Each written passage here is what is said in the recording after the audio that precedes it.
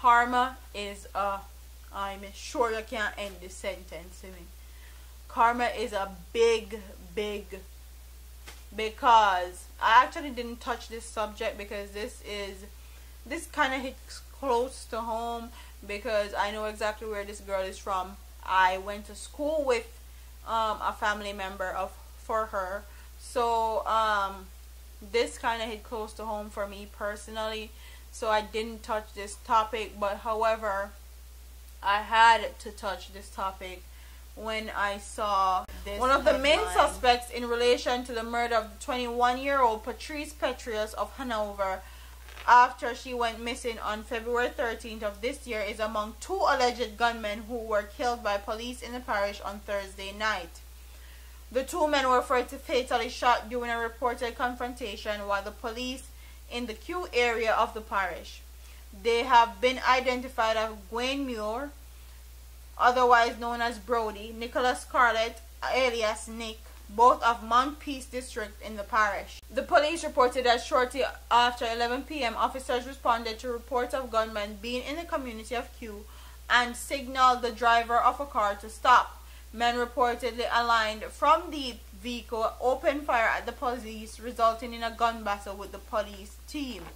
Both men were shot dead, and the 9mm pistol with 5 live rounds of ammunition was reportedly seized. A third suspect was said to have escaped. Police have pointed to Muir as being recently taken into custody for the abduction and murder of his girlfriend, Patrice Petrius, who went missing February 13th. 2 weeks later, her body was found in a shallow grave with bullet wounds. Prior to her disappearance, she was last seen in the company of her boyfriend. 3 persons, including the boyfriend and his mother, were taken into custody by the police investigators, but the mother was released upon discovery of Petrius' body. Muir, who was reputed member of the One Link gang, was later also released from police custody, pending further investigation into the case of the abduction and murder of Patrice. So basically, they didn't have enough evidence to hold him in jail, so they had to release him to do more investigation. And while doing the investigation, they came up on him being in a car that they tried to pull over. They didn't want to pull over, and they actually went into a gun battle with the police, and he actually died. So karma, that is karma at its finest. I know that him dying won't bring back Patrice alive, but from what I've heard and what this case, the direction that this case was going in, I know sooner or later that he would have gone to jail.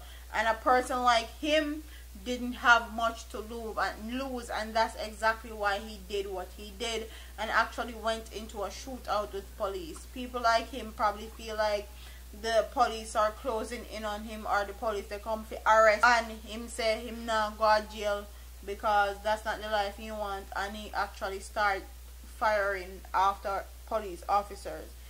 But one thing I know for sure is them say God not sleep, and karma is a okay. And for somebody to actually kill somebody and put them, bury them in one shallow grave. This girl is 21 years old. She haven't even gone through life yet. It's very disheartening to constantly see women being murdered in such heartless manner in Jamaica. I mean, no say him being dead will not bring her back, but at least her family members have some sort of peace of mind. Them know say alright, him dead, and even if him never have nothing to do with it, he was said to be in a gang in Hanover, so it's good in both instances for a person like him to be off the streets of Jamaica, basically. So comment in the comment section and tell me if you think justice was served. Do you think that karma is up and karma won? What do you guys think about this story? Don't forget to like, comment, share, and subscribe to your girl here on YouTube. I'm part of here, man. Deuces.